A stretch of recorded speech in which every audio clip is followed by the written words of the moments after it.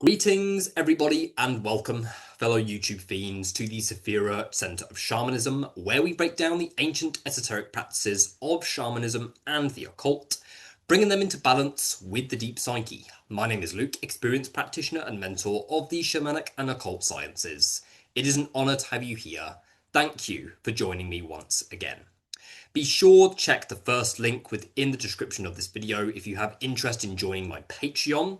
You can gain access to this Patreon at just £20 per month, and there are loads of pieces of exclusive content relating to the advanced occult sciences. I've just finished uploading my planetary alchemy section on Patreon with individual alchemical operations to work with each of the planetary metagods.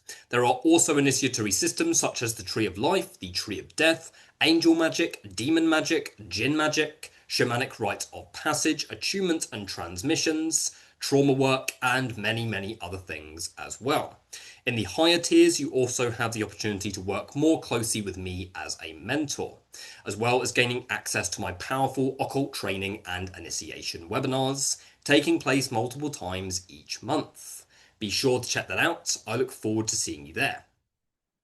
So today, we are going to be discussing a big subject within the realms of shamanism and the occult, and spirituality in general, to be honest with you, but it is the most relevant to the occult sciences, initiation, and general practice. We're going to be discussing the concept of banishing and exorcism. Now, banishing refers to a powerful process whereby you remove unwanted energies, spirits, thought forms, whatever that may be, from either you, another person, or your space. Now, banishing can be extremely powerful if you use it with the right intention. Now, it's important not to approach the occult sciences, or any form of spirituality for that matter, with the intention to get rid of something that is unwanted. Okay, because then it's built off of escapism, and you're ignoring the fact that what you are trying to get rid of really represents a mirror of something within you anyway. Now, this is something that whenever I mention it, it rubs a number of people up the wrong way. Okay, remember that the occult community and all of the spiritual community in general requires discernment. Okay, it requires discernment. There is lots of information that is built off of escapism and validates separation consciousness and not genuine integration. So this causes many individuals to use banishing and exorcism as a means to get rid of things that are not desired, but in doing so, they are actually banishing the opportunity to heal and integrate. So banishing should always be used to enhance the energy of the space, never to get rid of something that's not desired. Okay, if you're feeling something that you don't want to feel, if you've come into contact with something that you don't want to come into contact with, using banishing is a very bad idea, because you're only experiencing that phenomenon because there's something within you that is trying to get your attention. And if you're using banishing or exorcism with the intention to remove something that is not desired, it conflicts with the whole purpose of evolution, the integration of trauma, and alchemical work as a whole. Any alchemical work, particularly if we're delving into the occult sciences, any alchemical work is going to bring repressed energy to the surface. Its role is literally to stir unprocessed psychic material, provoking it to come through to the surface. Now, it can come through in a number of different ways. It can come through not simply through feeling emotions, but it can come through psychic phenomenon. Okay, it can come through an external intelligence. It could come through what you may class as a parasitic being. It could come through as an energy, a dense energy. It can come through somatically. It could come through in the dream state. Okay, suppressed energies and emotions come through to the surface in many different ways. And a lot of these ways can be psychic phenomenon, okay? Things that you experience as external entities, when in reality it is just your ego's way of trying to separate itself from things that are painful to feel. I've been doing this work for a while. I used to do healing work full time. That used to be the primary aspect of my practice. I used to see people a lot. I used to give people a lot of exorcisms. I'll be honest, I validated a lot of people when I shouldn't have. I used to take on the mindset of, okay, we'll remove this, we'll remove that, and the person would always feel better afterwards. But it would not solve the problem because when you are using a tool such as exorcism or banishing, you are removing the hindrance or you're removing the literal energy or thought form, but basically what that's doing is that it's causing that feeling to be suppressed, okay? And the only reason why it's coming towards the individual in the form of an energy is because that is the way the psyche communicates. The psyche has to communicate with you. The shadow self communicates with you via the world around you through people that you see, psychic phenomenon, all kinds of different things like that. So that means that anything that is in your space holds resonance with something that you have within you. So then if you are simply removing those things from the space without actually taking time to get to know why they are there in the first place and understand what the mirror is for you and what you need to look at within yourself, then you're going to do what the majority of the occult community do, and that is run away from themselves. Okay, banish themselves, banish the inner child. And then they'll do more alchemical work. It will bring more repressed energy to the surface, and then they'll banish it. Okay, they'll do the same, more alchemical work, and then banish it. Then it's completely contradictory because you think that you are on this path to evolve, but in reality, you're on this path to basically create the outer layer of evolution, but in reality, that desire to evolve crumbles quickly under pressure. Okay, and you are enforcing the belief of separation. So, banishing and exorcism are powerful tools that are not to be neglected, but only to be used to enhance the energy of the space. Okay, if you're about to do a ritual, if you're about to do a healing, if you're about to do something that involves connecting to your true will, then performing a banishing on the space can be immensely helpful if you are doing it to refine the space, okay, to make the energy of the space more crisp and more focused to your overall intention. That is healthy use of banishing. But where banishing is not healthy is if, oh, I'm feeling this, it's not desired, oh, I've got the spirit that's attacking me, and you're not doing anything to reflect on it and understand what's going on within you, then you're running away from yourself and banishing your own inner child. So this is exactly what we're going to be discussing today, okay? It is going to be quite controversial if there are occultists or people who call themselves occultists watching this video who take on a lot of the traditional ceremonial magic approach with performing the lesser banishing ritual of the pentagram left, right, and center and other things like that, then this could be triggering for you. But I'm going to approach this subject in a very grounded, trauma-informed way so that if you use banishing, then you are using it for a co-creative purpose and not to escape your trauma. So definitely stay tuned.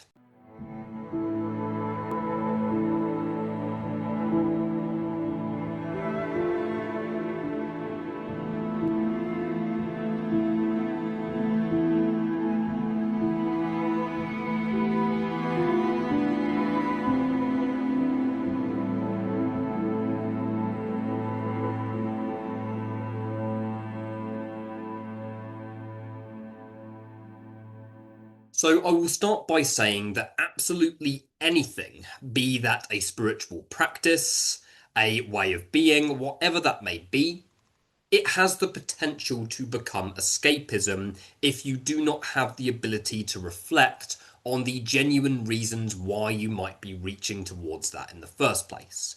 Okay, in the lightworker community, it's a lot about removing dark energy, removing darkness, removing implants, all of these externalized concepts. In the occult community, it's a lot about banishing and exorcism. There's also other exercises as well that can be immensely helpful, such as the classic middle pillar exercise of refining the will of the practitioner, refining the energy, purifying the subtle body, and things like that. All of these things do have the potential to be immensely helpful if you are using them to enhance something. Okay, what it really comes down to is what your overarching intention is. Okay, the Western mindset is to get rid of things that are not desired. Okay, look at the entire healthcare system. Okay, it's getting rid of things, focused on getting rid of things that are not desired, but not the actual integration of what's behind it. Okay, and many individuals who are in the Western world or similar do end up taking on very, very similar approaches with their healing and integration work. The entire therapeutic community is geared towards coping with things, removing things that are not desired. So, in a way, our whole society is actually established from the perspective of the banishing mindset. Now, I do feel my personal viewpoint here is that religion has a lot to do with this, okay? The programming of religion in terms of needing to cast what is not desired or what you perceive as toxic or evil into hell, in other words, casting it into your unconscious mind, never to be seen consciously again, but also granting it more power over you from the unconscious mind. So understand how our history, particularly the history of the Western world, it's built from a place of separation. It's built from getting rid of things that are not desired. Okay, the healthcare system, the therapeutic community, even the shamanic and occult communities, often people get into these things in the first place because they want to gain more control over their reality, at which point they go into it from the perspective of trying to get rid of things or manipulate reality to remove things from their reality that are not desired. So any practice has the potential to feed escapism and separation if you are using it to get rid of something. Okay, if you're using a tool or practice to get rid of something, that is not a co-creative intention because you are approaching it, trying to basically approach it in this outer layer way of, oh, I have only to remove this thing that is opposing my evolution, so then I'll remove that obstacle and then that's done. But what about actually understanding why the obstacle is there in the first place? What about actually understanding what is there, like why that obstacle is there in the first place? If you're bitten by a venomous snake, you don't go to a shaman or an occultist to remove it. You would go to a doctor to treat it. But you would approach these occult practices and these shamanic based technologies with the perspective of understanding why the snake bit you in the first place. Okay, we don't just be like, oh, that snake bit me. Oh, like once the venom is gone, then that's the main thing.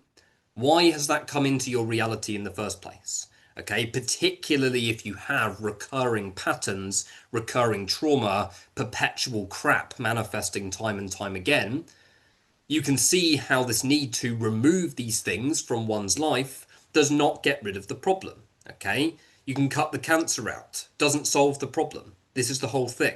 Okay, we have to understand what is actually behind something and why it is actually there in the first place. What is actually pulling the strings? Because these things have multi-layers, okay? They have multiple layers rather, okay? Many different layers that are holding that physical or energetic manifestation in place. Normally beliefs, patterns, reinforced unmet needs that have been fed into by various life experiences that are creating this very concept, be that physical, emotional, or energetic.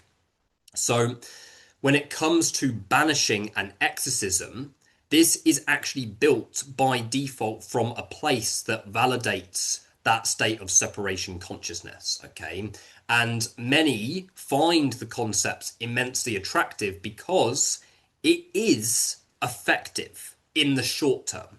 Okay, if you start feeling things that are not desired, and then you do the lesser banishing ritual of pentagram, or you receive an exorcism or a clearing or whatever that may be, you will feel better after. You will feel calmer, you will feel clearer, all of those things. Basically, all of those short-term results that the ego is wanting. Okay, oh, as long as I feel better, that's the main thing. Oh, as long as I feel centered, that's the main thing.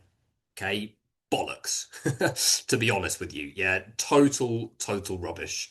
Okay, that's not what is actually required for one's integration. One's integration is to actually understand your connection to everything around you. Okay, this is what we call real Christ consciousness. Okay, not Christ consciousness limited by religious context, but Christ consciousness in terms of understanding your connection to everything, understanding your separation so that you can integrate and become more whole. Okay, so banishing and exorcism is so easily used to fuel fragmentation, okay, to actually separate you more from your inner child. Okay, if you're embarking on an alchemical process and you've got emotions or psychic phenomenon that are flooding through to the surface, understand that your ego is wired to try and separate you from that. And that doesn't make it bad, but it means that you have to understand that how we have been taught to view things is completely inverted. Okay, what influences the cultivation of your reality is what you are trying to get rid of. Okay, what you're trying to banish, what you're trying to cast out. So emotion comes through. You're doing alchemical work. You're in an initiatory process. Maybe you're on a path working of shadow integration, whatever that may be. And it's provoking unconscious material to come to the surface. What do you do? Okay, normally, in my view, what I've seen with many individuals is that they get shocked when emotions start to come to the surface. It's like, yeah, I want to process my emotions, I want to heal, I want to integrate, all of those things. But then as soon as difficult feelings start coming up, it's like, why is this happening to me? And then instantly they try to reject it. Okay, they try to push it away. They might engage in another spiritual practice. They might try and meditate to become more calm and centered. It's the same as banishing. It's the same as being like, okay, inner child, you're trying to make me feel and express this emotion that I swore that I would never feel again. So you are banished from this space. That's exactly what's happening in that regard. So understand that there is an immense paradox here. The purpose of alchemy is to stir psychic material, evoke it, bring it to the surface to be felt and integrated. And initially, it is not going to feel comfortable. This is the thing, okay? You would be so surprised, or maybe you wouldn't be surprised, but the amount of people that go in to powerful individuation processes like the Sephiroth and the Qliphoth, other initiatory processes like that, and do not have a clue how to actually feel their emotions. They do not have a clue. They don't know how to sit still with themselves. Okay, they don't know how. As soon as unconscious material starts coming through to the surface, they're going to do something to try and escape from it. And then that's when separation occurs. Separation consciousness occurs when you are trying to get rid of something that you do not want to feel. That's fragmentation because there's a part of you, a piece of your soul, a piece of your inner child, a piece of your essence that is trying to come back to you. Okay. And then what you're doing is that you're telling it to, you're basically saying, look, go away, bugger off. Do you know what I mean? And you're banishing it, getting rid of it. But it's not going anywhere apart from inside. It's going right back into the personal hell structure to be tortured by your thought forms, by your parent parts for all of eternity. Sounds dramatic, I know, but that is what is happening in the unconscious mind. The inner child, by default, is being tortured for expressing its truth. So when something comes through consciously, okay, be that a thought, feeling, distorted fantasy, or what you judge as a distorted fantasy, whatever that may be, emotions intensify. You start feeling as you did as a child. You start getting the same sensation that you did as a child. Good. That's a good thing. That's a very good thing. That's the whole purpose of this. Okay, that is individuation, that's integration. Okay, when you start to get a sensation or like a deja vu feeling, like, oh, I felt like this as a child, or I'm starting to feel exactly as I did as a child. At which point, that is when to be present with yourself. That is when to hold yourself. And then the occult community will say, oh, that's an unwanted energy, banish it. And then perform a banishing, and then it gets rid of the feeling temporarily. But all you've done is push it back into the unconscious mind. And you keep doing that, what's going to happen? It's going to come through physically, it's going to come through rupture externally. Okay, and this is what happens to many individuals who embark on these powerful processes that are designed for shadow integration and the return to genuine wholeness, but then they don't want to actually feel their emotions, so they do everything in their power to push them away. And I'm not just talking about banishing here, I'm talking about anything, okay? Engaging in more spiritual practices, okay? Like reading another book, trying to digest more information. All of it is absolute noise unless you actually have the space to conceive and fully comprehend it. Unless you actually have the receptivity to be able to process what you're tapping into. So you can see why so many individuals end up more fragmented than they were before when they start getting into occult work, shamanic work, and they start opening up these doorways within themselves one way or another. And it can even happen through, more psychological, mental level work, like, whether it's, a set of shadow work techniques, whatever that may be. You know, simply making the decision with your free will to embark on something, your true will is going to adjust to that and it's going to start to bring things to the surface. It's going to start to evoke repressed energies. And you can see why many just end up more fragmented than they were before. In the occult community, people often end up completely delusional. Okay, the second coming of Jesus effect is what I mention all the time. Okay, thinking that they are one with the flame. Yeah, the spouse of Lilith. All kinds of things like that can end up happening because you're breaking apart your protective mechanisms. You're breaking apart your protective energies, these structures of your sense of self that have been built for one purpose, to keep you apart from your inner child. Because you've learnt that the inner child is not safe to feel and embody.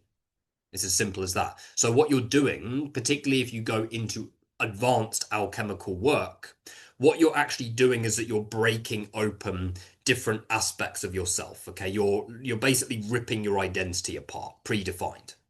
And in doing so, you're then going to provoke what was actually trapped within those identity layers. You're going to provoke them through to the surface. And this is where you have to be present and feel. This is where banishing becomes obsolete. This is where any other spiritual or occult work becomes obsolete. It becomes absolutely meaningless if you are not willing to feel what's underneath. If you're not willing to actually feel what is underneath all of those identity layers, then don't bother. Just don't bother. Don't go into it. Okay? Take the blue pill and return to normal life because you'll end up more fragmented than you were before. And this is what happens to most individuals. Most individuals, they go into, say, occult-based initiation, end up more fragmented than before because they've got caught in the occult escapism. Yeah, they're going into processes that are deliberately paradoxical. Okay, I'll give you an example. In the occult, those who watch my channel will be very familiar with the Qliphoth, the Tree of Death. Okay, the most powerful individuation tool that somebody can use, in my humble viewpoint. Okay, the Qliphoth is immensely powerful, but the challenge with it is the occult noise that is behind it. Okay, the whole rebellion thing, the whole stoicism thing, the whole become more unholy approach. All of that is noise because it's enforcing separation. So the discernment with the Qliphothic path is to go into it, to understand your separation, not to fall into separation. Okay. The whole purpose of working with dark energy is to understand and fall into density. Understand density and integrate what has been thrown into the unconscious mind and completely dissociated from. That's the whole purpose of it. But then it's very easy to get stuck in the occult noise of the complete opposite of what this work is actually about. Yeah, like banishing, exorcism, okay, keeping yourself protected from things that are outside of you, okay, baneful magic, all of these different things is outer layer noise. It's outer layer noise. It completely goes against the whole purpose of why these technologies are here in the first place, which is to return you to your true self, to your true will. But then to return to the true will, it requires a good open connection with the inner child. It requires a good open connection with your own unmet needs, with your own emotions. And therefore, if you go into these occult sciences with that mindset, you'll do as much alchemical work as you can. But then if you don't want to feel what's underneath, then something else will always get the blame. Somebody else, a magician that is trying to curse you, a spirit that is trying to attack you, a curse, whatever that may be, something will always have a power over you if you go into it with that intention. So this is why it's a bit of a long-winded explanation rather, but this is the mindset of banishing. This is why banishing is so extremely dangerous if you don't use it for the right intention. Okay. Now, when you are using it, as I mentioned, to refine intention, to refine your sense of self, okay, to refine your environment so that you can connect more to your true will and you're actually using it as a tool to move into greater contact with yourself, then it can be very co-creative. But remember that the line is not always clear that separates these two, okay? Often you can have different reasonings for wanting to perform a banishing or wanting to reach towards another healing modality or reach towards another spirit. We can have different unconscious reasons, for wanting to embark on these things in the first place. We have to be aware of that. We have to be conscious of that. Is that there's always going to be something, some sort of unmet need that may fuel the need to separate.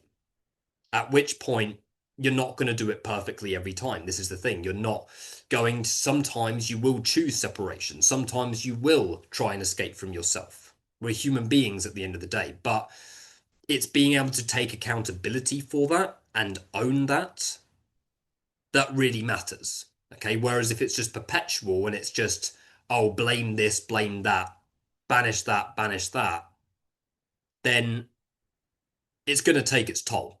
Okay. And it's going to feed fragmentation. Okay. You're going to become more separate from your truth instead of actually more connected to it. So understand that occultism and its connection to trauma is not a well-known concept. Okay. My aim is to try and change that. That's why I do videos, as well as for my own selfish needs. And other things like that. Okay. The material that I'm releasing, the things that I'm releasing have an integration focus. Okay. The focus on integrating deep repressed energy and actually refining the intention. Okay, refining the intention in a way that actually utilizes the occult in a way that is more co-creative and more trauma-informed. Because the way that it's outlined within ancient grimoires is a complete mess. And if somebody continues to work in that way, it's like they're going to create this illusion, this narcissistic bubble of evolution and being the magician, but it's not going to go anywhere. This is the thing. It's not going to actually go anywhere. This is the thing. They're just going to be remaining within this narcissistic bubble, using the lesser banishing ritual of the pentagram or similar whenever they want to get rid of something that is not desired, when in reality it's just themselves that is trying to communicate with them. So look at some of the ancient grimoires, okay? Look at, say, the Enochian grimoires, the traditional, the Book of Enoch, yeah? Look at all kinds of other grimoires, that appear in that way. Don't even get me started on the Ars Goetia, the Lesser Key of Solomon. Bloody hell. Like, approaching dark matter entities in that barbaric way, and practitioners still use things in that they still use the technologies in that way. So these are all proof that we have to deviate from the traditional way of working. Okay, these are all proof that we have to somewhat deviate, from the ancient approach, the ancient ceremonial magic approach that was established by occult orders and similar. Okay, it's also an indication, if you look at the shamanic community, that we need to deviate from that old way of working because the world has changed. Needs are changing. Okay. And the primary intention is vulnerability, is integration. That is what the soul wants. That's the whole intention behind alchemical work. So understand that, particularly when we're referring to the occult sciences, it's absolutely booby trapped and it requires your discernment. Okay. And if you use a tool like the lesser banishing ritual of the pentagram, or you do exorcisms or things like that, understand your reasons why, because you could be trying to hide from yourself in the process. Absolutely essential topic to understand for anybody who is interested in the occult sciences. But that is everything that I need to discuss. Okay, so to really summarize, banishing is not just about performing a ritual and removing energy from the space. Understand that our society is built off of the need to get rid of what is unwanted, to get rid of what we do not desire without actually integrating it. So the intention that is behind banishing fuels separation consciousness. And a lot of these ancient occult ways that don't have any trauma-informed information associated with them, we need to discern, and we need to ultimately deviate from these ancient approaches if we are to sustainably use these technologies. Thank you for watching, everybody. Be sure to hit like and subscribe, and I will see you in the next video. Thank you.